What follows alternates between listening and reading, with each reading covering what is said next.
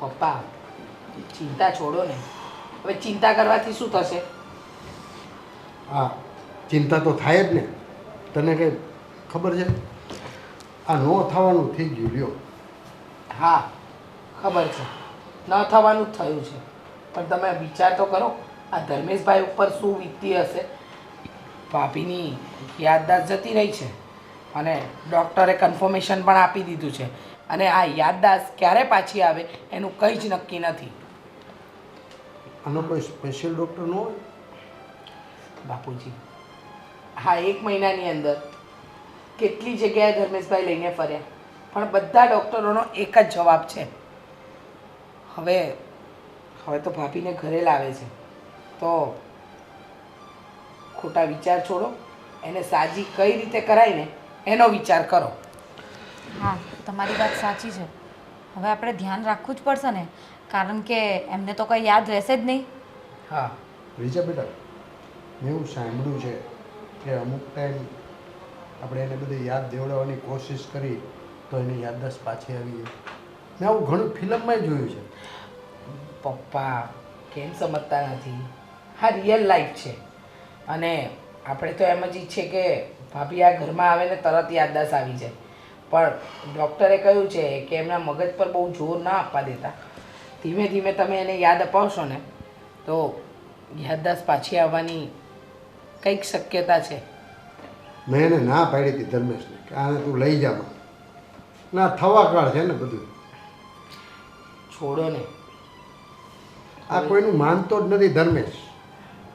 મૂળ વાત એ છે. પણ પપ્પા, હવે જે થઈ ગયું છે એને છોડો અને હવે જે કરવાનું છે ને એના પર ધ્યાન આપીએ ને તો વધારે સારું છે. એકદમ સાચું કહે છે. હવે જે બની ગયું છે એને તો આપણે બદલી જ નથી શકવાના. તો પછી જે આપણે કરવાનું છે એના પર વિચાર કરવાનો. હવે જુઓ, હું પણ મારા સાસરેથી થોડા દિવસ અહીંયા આવી છું રહેવા. ભાભીને કંઈક મદદ થાય, એમની યાદદાસ્ત પાછી આવે. અને ફાલ્ગુની, ખાસ તને કહું, એમની સાથે જેટલો સમય તું વિતાવે ને, તમે લોકો સાથે વધારે રહ્યા છો તો યાદ કરાવવાની કોશિશ કરજે. કારણ કે આ ઘરમાં તો એવું હતું કે ભાભીના લગ્ન થયા અને 6 મહિનામાં મારા લગ્ન થઈ ગયા. પણ તું ભાભી સાથે વધારે સમય રહી છે તો રાજ, ફાલ્ગુની, આપણા બધાની એ જ કોશિશ રહેવી જોઈએ કે ધર્મેશભાઈના મગજ પર ટેન્શન ના આવે અને ભાભીની યાદદાસ્ત લાવવામાં આપણે એમની મદદરૂપ થઈ શકીએ. હા બેન, આપણે એવી રીતે ટ્રાય કરશું. તમે ટેન્શન નહીં લો. અને રીચા બેટા, આ તારા સસરામાં ફોન કરી દેજે કે હું આટલા દિવસ રોકાવાનો છું. વળી જમાઈને બધા ઉપાધિ કરશે. અરે એ હું જ વાત કરી લઈશ પપ્પા. તારે ન વાત કરવાની, એને કરવી. અરે કેમ ભૂલો છો? તમારા જમાઈ એ રાજના ખાસ મિત્ર છે, એ ન ભૂલતા. રાજ, તું ફોન કરી દેજે તારા જીજાજીને કે થોડા દિવસ હું અહીંયા રહીશ. હા, અને ચોખવટ પણ કરીશ કે આવું અમારા ઘરે બની ગયું છે તો. એ વાતની ખબર છે તારા જીજાજીને? રાજ બેટા, હા આ લોકો ક્યારે ડિસ્ચાર્જ આપવાના છે? ફોન આવ્યો તો ધર્મેશનો? હા, હમણાં જ મોટા ભાઈનો ફોન આવ્યો હતો. બસ કલાકમાં ઘરે પહોંચતા જ હશે, રસ્તામાં હશે. ભગવાન કરે ને હવે હારા થઈ જાય. મને તો ને મગજ જ કામ નથી કરતું. અરે બાપુજી, તમે ચિંતા ના કરો. આપણે બધા એની એવી સંભાળ લઈશું ને ભાભીની કે એ જલ્દી સારા થઈ જશે. હે ને મોટી બેન? આ કોનું ઘર છે? અરે હા, આપણા ઘરે આવ્યા છીએ રાધી. કેમ તું આવું બોલે છે? આ મારું ઘર નથી. આ તારું જ ઘર છે, તું અંદર આવે એટલે તને ખબર પડશે. મને પાછું હોસ્પિટલ જવું છે. હા, મારું ઘર નથી. ચાલો ને હોસ્પિટલ. હોસ્પિટલથી તો રજા આપી દીધી. આપણું ઘર છે આ. આપણા ઘરે જવાનું. ચાલ, જો સંભાળીને.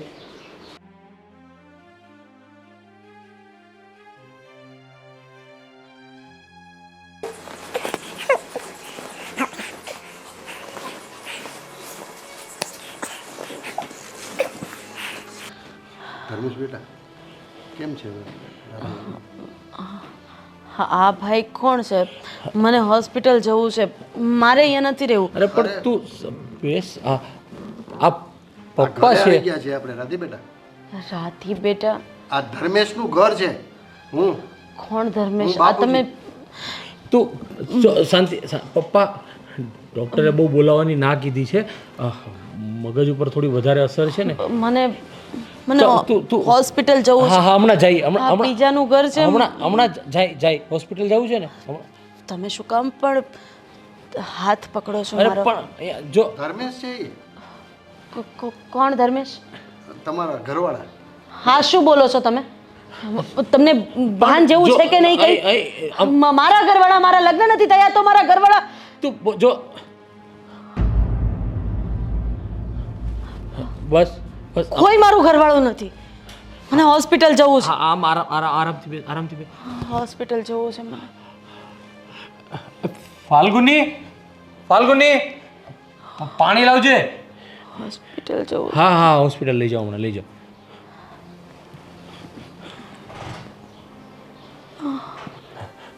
પપ્પા તમે પણ આરામથી બેસ. આરામથી બેસ. હોસ્પિટલ જવું. હા હોસ્પિટલ. પાણી. ભાભી? કોણ કોની ભાભી? શું તમે બોલી રહ્યા છો? અરે તમે ભાઈ મને એક કામ કરો ને, હોસ્પિટલ મૂકી જાવ ને. મારે અહીંયા નથી રહેવું. હું કોઈને ઓળખતી નથી. આ લોકો મને જો ભાભી, શું પણ આ લે પાણી લો. શાંતા બેટા શાંતા. પાણી પી લે. જો હું તમને કોઈને ઓળખતી નથી. મારે તમારા લોકો સાથે કોઈ સંબંધ નથી. હું ખાલી એક ડૉક્ટરને ઓળખું છું અને આ ભાઈ મને અહીંયા લઈ આવ્યા છે. તમે મને હોસ્પિટલ મૂકી જાઓ. હા મૂકી જાઓ. પાણી પી લે. પાણી પી લે. હા વાંધો નહીં. જ્યાં જવું છે ને ત્યાં લઈ જાય. પાણી પી લે પહેલા. શાંતિ આરામથી પાણી પી લે. જો હું તમને કોઈને ઓળખતી નથી. હું ખાલી એક ડૉક્ટરને ઓળખું છું અને મને આ ભાઈ અહીંયા લઈ આવ્યા છે. મને મહેરબાની કરીને હોસ્પિટલ મૂકી જાઓ. ભાભી નથી હું કોઈની. હું કોઈની પત્ની નથી. મારે કોઈ સાથે કોઈ લેવા દેવા નથી. આ ડોક્ટરના ભાઈ છે અને આ ડોક્ટરનું જ ઘર છે. આ ડોક્ટરનો ભાઈ. રહેશો ને તો તમે જલ્દી સારા થઈ જશો. તમે મને બેન કહેજો. હા બેટા.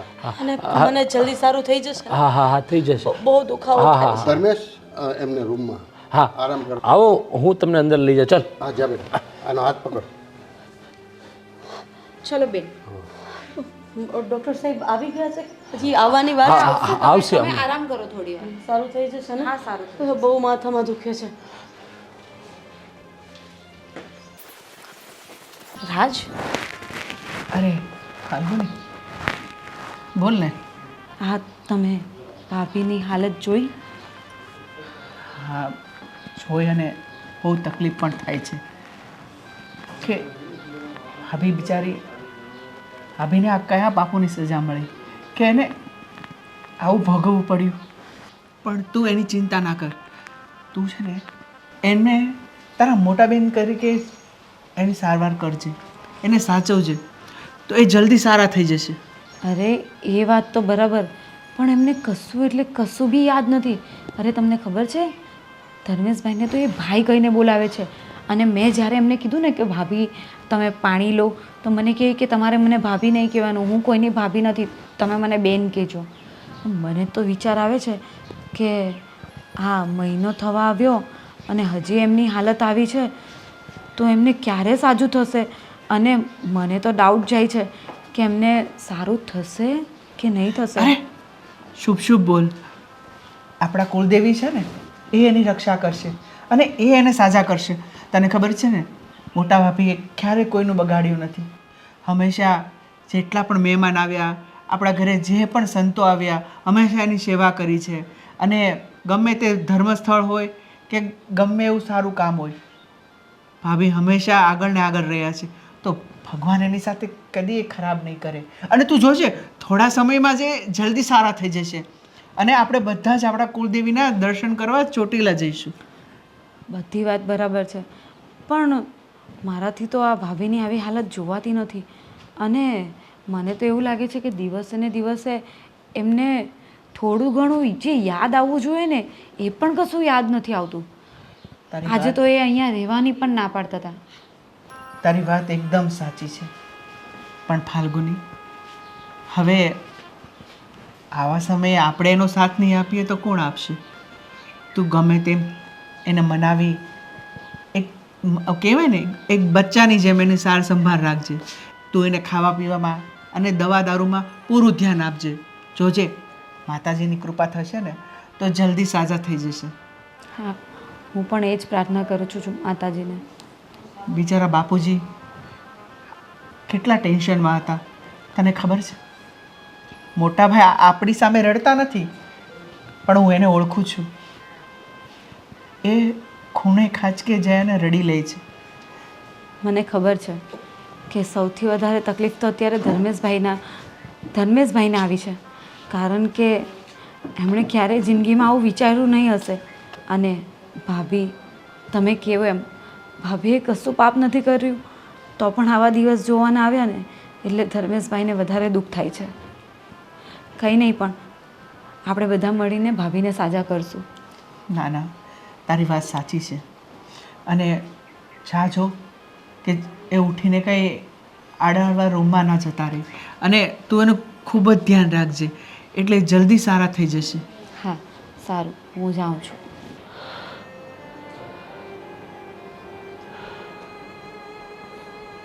મોટા ભાઈ, તમે રડો છો?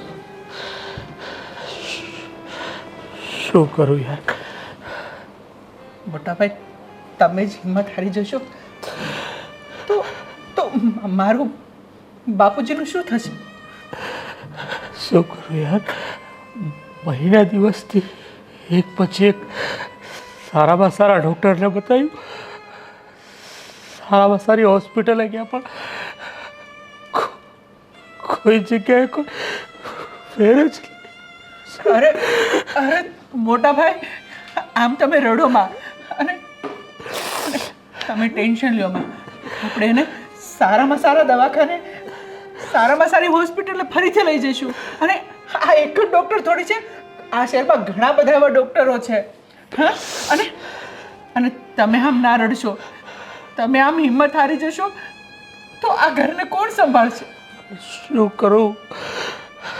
મને ખુદને નથી ઓળખતી, મને ખુદને નથી ઓળખતી. મને કહે છે તમે કોણ છો? તમે અહીંયા મને શું કામ લાવ્યા છો ભાઈ? મને ખુદને નથી ઓળખતી. તો આવા સંજોગોમાં હું શું કરું? મને કાંઈ ખબર નથી પડતી. હે ભગવાન! મોટા ભાઈ, બધું સારું થઈ જશે. તમે પેલા રડવાનું બંધ કરો.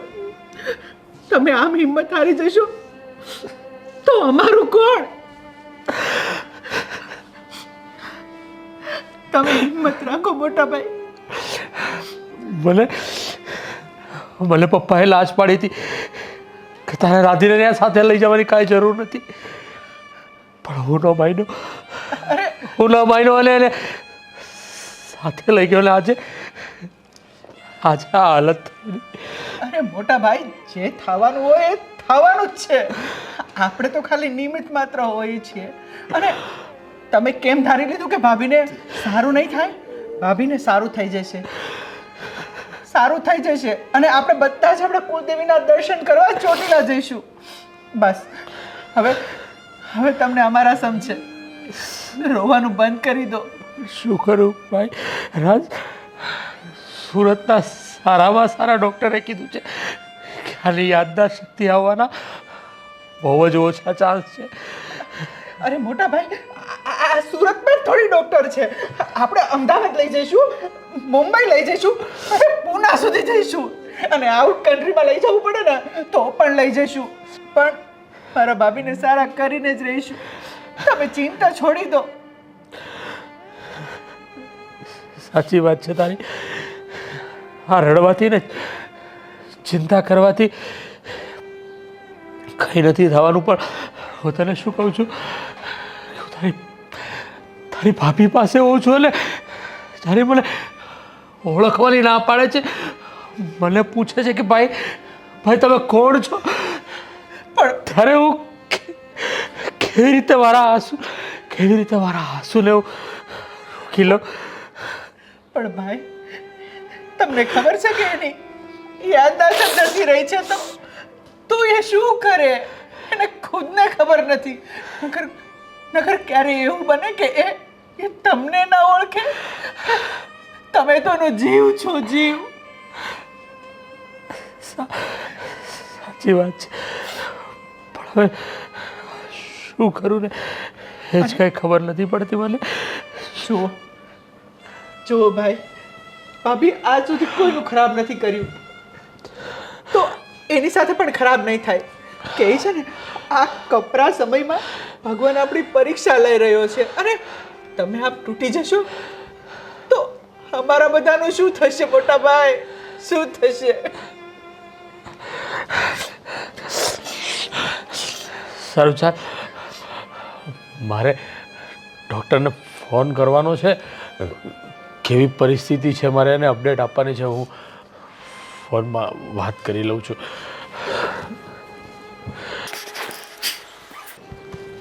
હે માતાજી, અમારા પરિવાર માટે આ કેવું દુઃખ આવ્યું છે.